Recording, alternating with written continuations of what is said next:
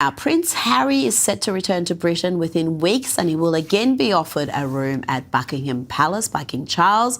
Sources told the Sun newspaper that Harry will accept the King's fresh offer to stay at the palace well in advance this time, before his visit for the annual Well Child Awards in September, Didi.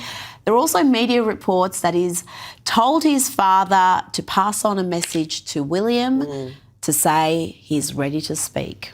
Yeah, I think there's a danger that King Charles is being too soft here and overly conciliatory to Harry. Number one for me would be William's feelings. William's been doing all the hard work while Harry just left any duties that he had and left it all to William to do. And I gather, I mean, you think of kids in the family, sibling rivalry, how they fight. It's going to be harder to get those two to sort things out. And let's not forget the attacks Meghan launched against Kate, even as she was battling cancer. And I think it's going to be very hard for William to forgive and forget that also. But also the attacks that Harry launched upon his family through interviews and documentaries and his own book on his attacks on the royal family. He made millions off of that. And I think that reconciliation would be a good thing for the royals. It would make the monarchy stronger. But it comes at a cost. Harry has to apologise to the family before he can be welcomed back into the fold. And I don't think he should be given a room at Buckingham Palace. He's not a working royal. I think Charles is gone way too soft on him. And you know what? He made all those accusations. He threw all that mud publicly. So the apology has to be public. Nearly 3 decades after Princess Diana's passing, one question continues to capture global attention. Could this solemn anniversary become the moment Prince Harry and Prince William finally stand side by side again? While no one can predict what will happen, the possibility alone has reignited hope that family bonds may prove stronger than years of distance. Anniversaries like this often go beyond public ceremonies. They become deeply personal moments of reflection, especially for families who have experienced loss under the world's spotlight. For the royal brothers, remembering their mother isn't just another date on the calendar. It's a reminder of the woman whose legacy continues to shape their lives in very different ways. Few sibling relationships have been analyzed as intensely as Harry and William's. Once seen as inseparable, you can't just have a chat with Prince William and say, I'm sorry about all that, I don't know what I was thinking. You've got to do it publicly. And he also did it knowing the palace can't respond. So him and Meghan could go on Oprah and all these different podcasts and on their reality show and say whatever they wanted, and the palace could not really counter it in any meaningful way, because that's not how they operate. And he knew that full well. But that would explain why William is especially angry, because he's had no right of reply. Absolutely. Now, it's been a bad year for Sarah Ferguson, and it's only getting worse. Fergie's charity, Sarah's Trust, closed and is now marked as removed on the public register of charities, Dee.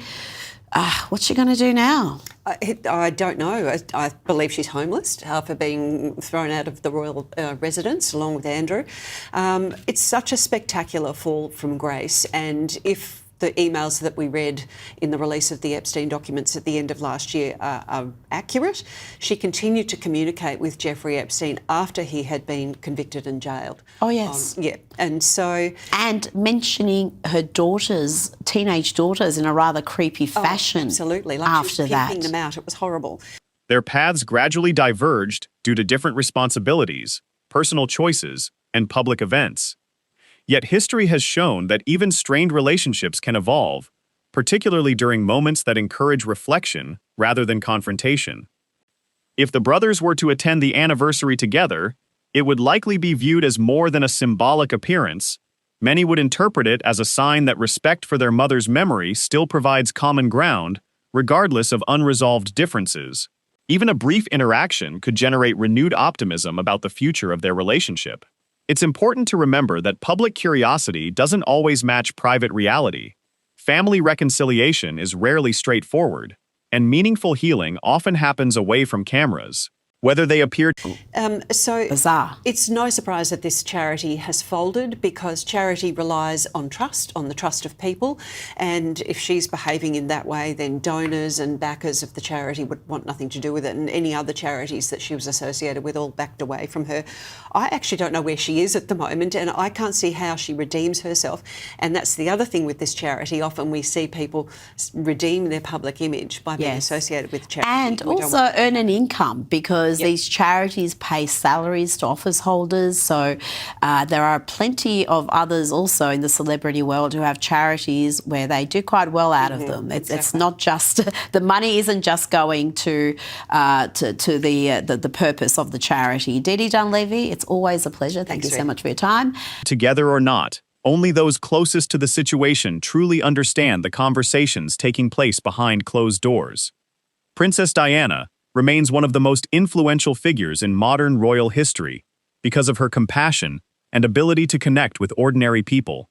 Her influence continues through the charitable work and public service of both of her sons, even if they now pursue different paths. In many ways, her legacy still links them despite everything that's happened. As the anniversary approaches, the world will be watching, not just for photographs or headlines, but for any sign that time may have softened old divisions. Whether this becomes the beginning of a new chapter or simply another moment of remembrance remains to be seen. But here's the bigger question. Can shared memories truly heal years of separation, or has too much happened for a full reconciliation? Share your thoughts in the comments below. If you enjoy thoughtful royal updates and in-depth analysis, don't forget to like, subscribe, and turn on notifications. You won't want to miss what happens next.